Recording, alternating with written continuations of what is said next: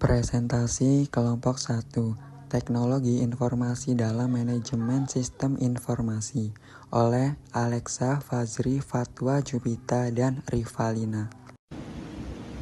Teknologi informasi atau TI adalah gabungan dari perangkat keras atau hardware, perangkat lunak atau software, jaringan atau network, dan manusia atau brainware yang bekerja secara sinergis untuk mengelola dan mengolah data menjadi informasi yang berguna bagi organisasi. TI memungkinkan organisasi melakukan digitalisasi proses, mempercepat akses informasi, meningkatkan efisiensi, serta mendukung pengambilan keputusan yang lebih cepat dan tepat. Lalu selanjutnya ada Sistem Informasi Manajemen atau SIM. Adalah sistem yang dirancang untuk menyediakan informasi yang dibutuhkan manajer dalam organisasi agar dapat membuat keputusan secara tepat dan tepat waktu.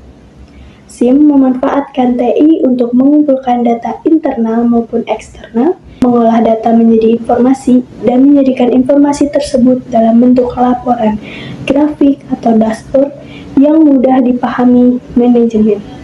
Komponen teknologi informasi. Komponen teknologi informasi merupakan unsur yang sangat penting dalam sebuah sistem informasi dan harus bekerja secara sinergis untuk mendapatkan informasi yang sangat bermanfaat.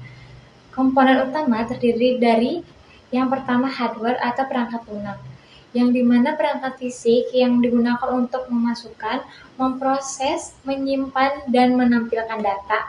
Contohnya termasuk keyboard, scanner, monitor, CPU, dan server. Yang kedua ada software atau perangkat lunak, yang dimana program atau aplikasi yang menjalankan hardware dan mengolah data menjadi informasi. Jenis software yaitu sistem operasi, application software atau SIM, dan Microsoft Office. Dan juga ada programming software yaitu Python dan Java.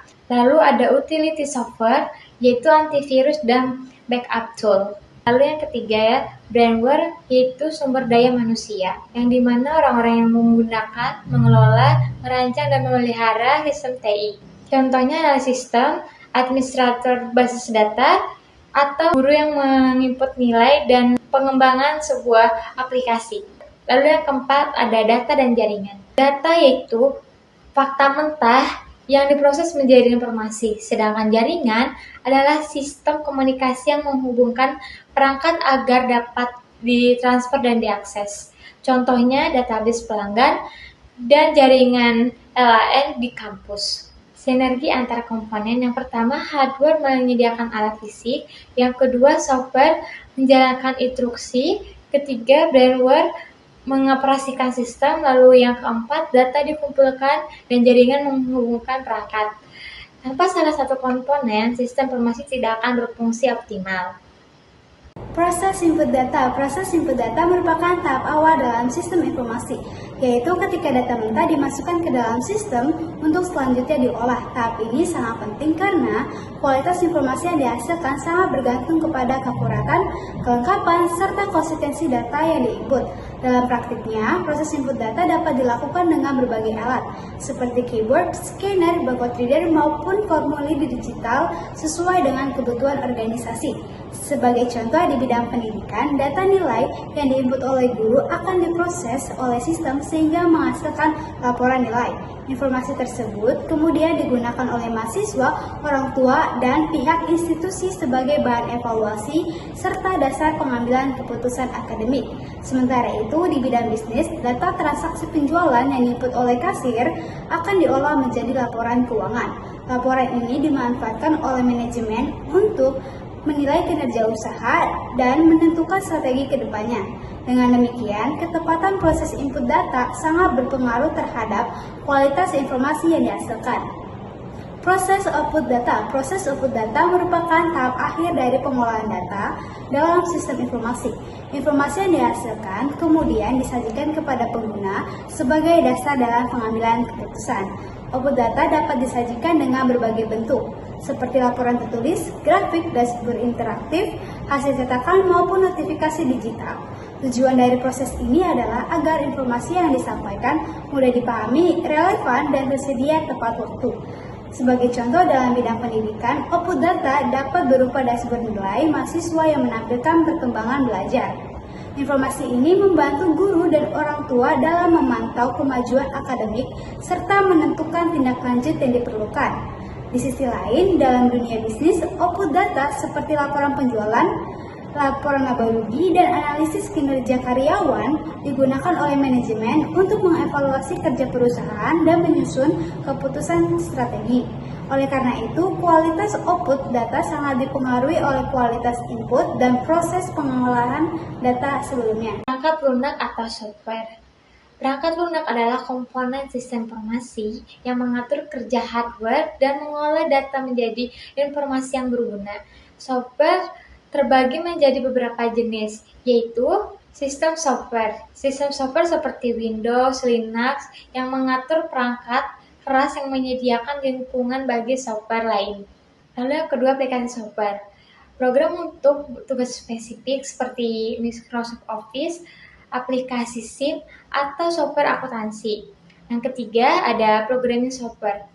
Alat untuk program baru misalnya Python, Java, atau Visual Studio. Yang terakhir ada utility software, program pendukung yang menjaga keamanan dan kelangsungan sistem, misalnya antivirus dan backup tool.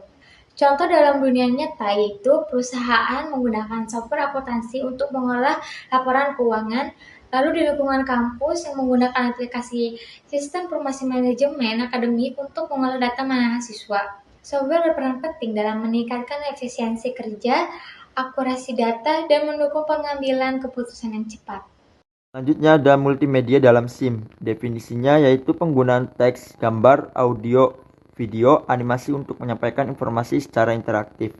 Manfaat dari multimedia dalam SIM yaitu mempercepat pengambilan keputusan, mempermudah pemahaman informasi, dan meningkatkan efektivitas komunikasi. Contoh dalam bisnis yaitu dashboard interaktif menampilkan grafik penjualan dan performa karyawan sehingga manajer bisa menganalisis data dengan lebih cepat. Untuk selanjutnya ada infrastruktur TI yang terdiri dari jaringan LAN dan WAN yang menghubungkan perangkat di satu lokasi. Kemudian ada internet dan intranet untuk akses data dari mana saja. Kemudian ada WAN yaitu akses aman ke sistem dari luar lokasi.